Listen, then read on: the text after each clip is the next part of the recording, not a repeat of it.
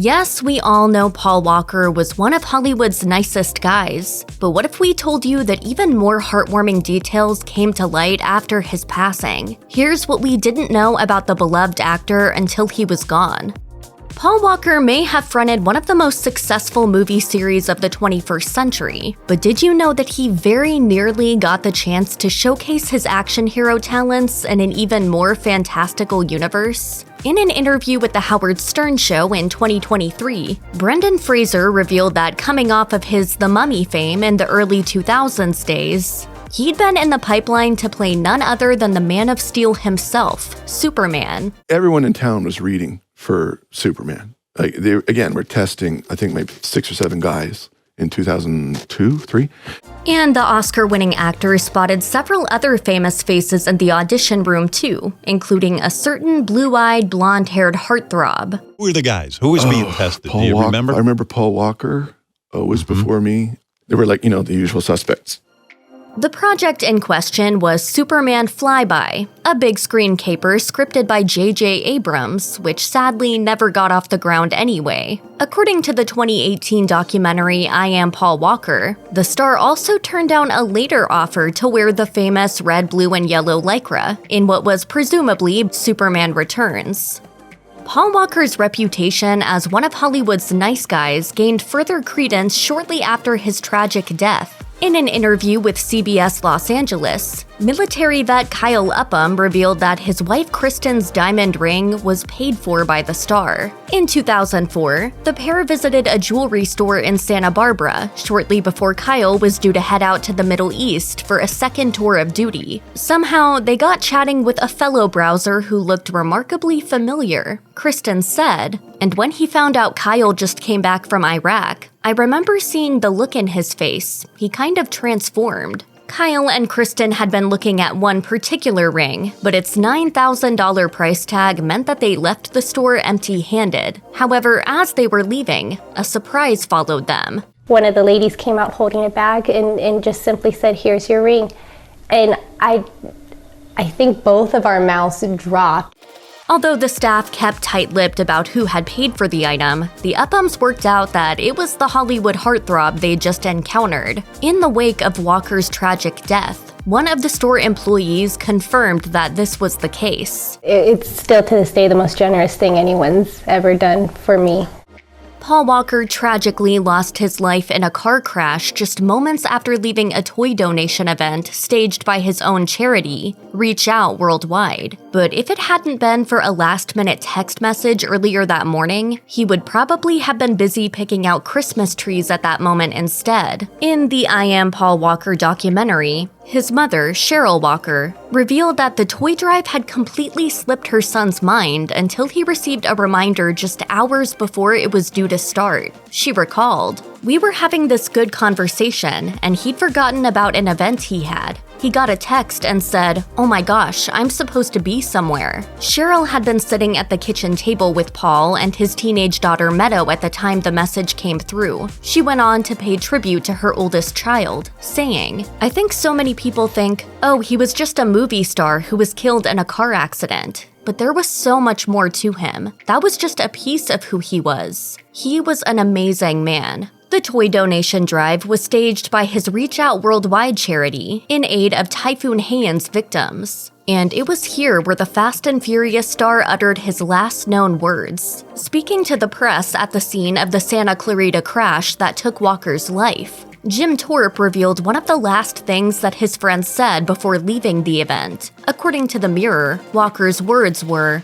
"Hey, let's go for a drive." The actor subsequently got into a 2005 Porsche Carrera GT with driver Roger Rodas for a ride, which would end in the most tragic of circumstances. Referencing one of Walker's most famous films, Thorpe took some comfort from the fact that the actor perished doing what he loved, saying, "He lived his life and he died fast and furious. He loved speed, he loved cars, and he had to die this way. He died in a very fast car with his friend."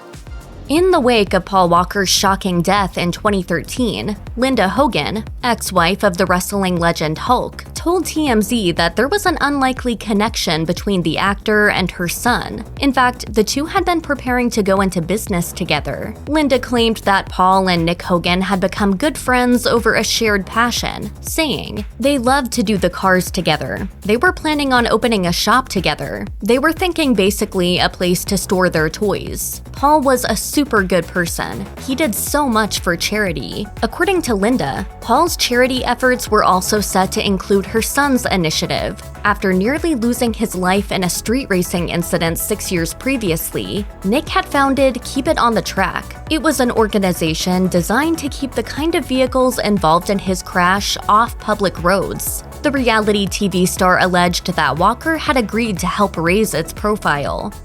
Paul Walker had already started filming for the 7th chapter of the Fast and Furious franchise before his fatal car crash in December 2013, and the combination of CGI and his look-alike brothers ensured that audiences could still get to see him in the finished product one last time. However, 2 other films that had cast Walker in leading roles were left with no other option but to recast. The actor had bagged the part of Dawson Cole in the adaptation of Nicholas Sparks' The Best of Me, the story of 2 high school sweethearts who reconnect a quarter-century on, and he'd also landed the titular role in video game adaptation Hitman Agent 47. Rupert Friend was asked to step into Walker's gun-toting shoes, while James Marsden took over the more romantic of the 2 roles. And the latter had nothing but kind words to say about the late actor in a chat with Us Weekly. He said, "All I can say about that is he is just one of those tremendous actors that was even that much more of a special human being. There was a wonderful energy about him, and he was a terrific actor. You always want to be good stepping into a role like this, but it felt a little bit more of an honor to play this role because of him."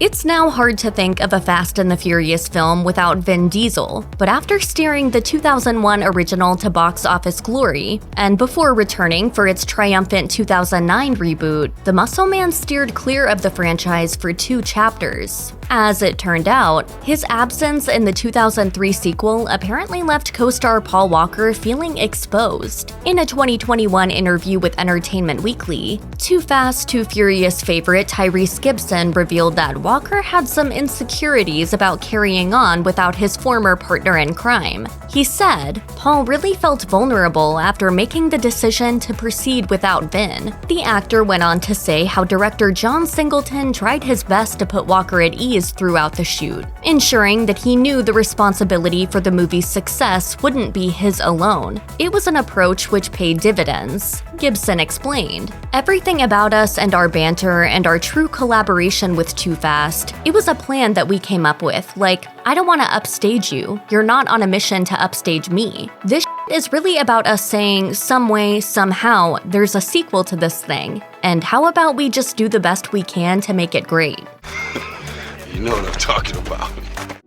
Vin Diesel is now the proud father of 3 children with Paloma Jimenez, daughters Hania and Pauline, and son Vincent. But before becoming a parent for the first time, the star was particularly apprehensive about one aspect of the whole process: the delivery room. Luckily, he had his Fast and Furious co-star on hand to give him some much-needed advice. 8 years after Paul Walker's passing, Diesel took to Instagram to share how the late actor had been a source of comfort during such an uncertain time. He wrote, "I told you that I was about to have a baby and didn't know what to expect at the hospital, which I was heading to after work. Will never forget what you told me." Diesel, who named his 3rd child after Walker, went on to add, "You said a lot of tough guys will tell you to wait outside of the delivery room, but that's wrong. Go in there, actually cut the umbilical cord, and it will be the best day of your life." You, of course, was talking from experience, having already an angel of your own. The action hero is also godfather to the aforementioned angel, Meadow Walker.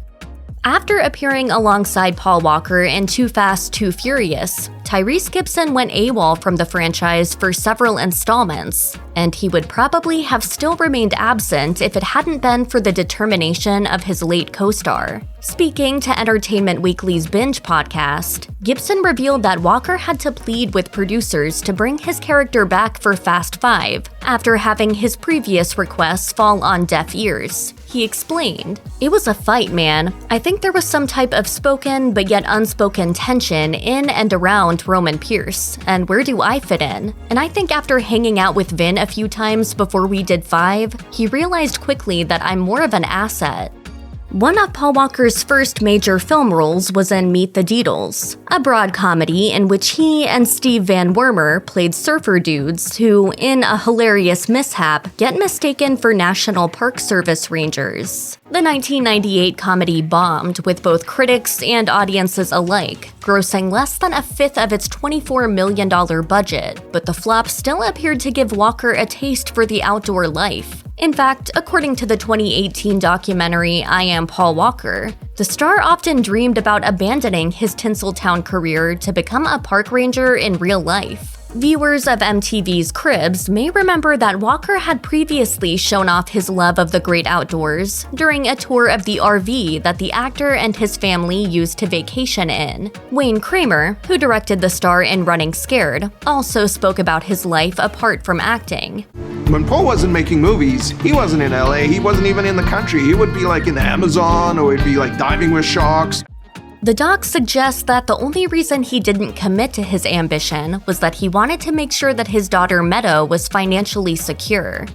You might not have expected Paul Walker to have thought about funeral arrangements, having only celebrated his 40th birthday just a few months before his death. But in his documentary, it was revealed that he had made at least one request. In I Am Paul Walker, the star's family disclosed that they said their final goodbye to the Fast and Furious actor with a Viking farewell, a custom which, according to daughter Meadow, he'd previously talked about having. This involved building a ship and then setting it afloat with Walker's ashes on board. A tearful Ashley Walker, the sister of Paul, told the cameras that this intimate ceremony had been one of the few moments of comfort during such a difficult period.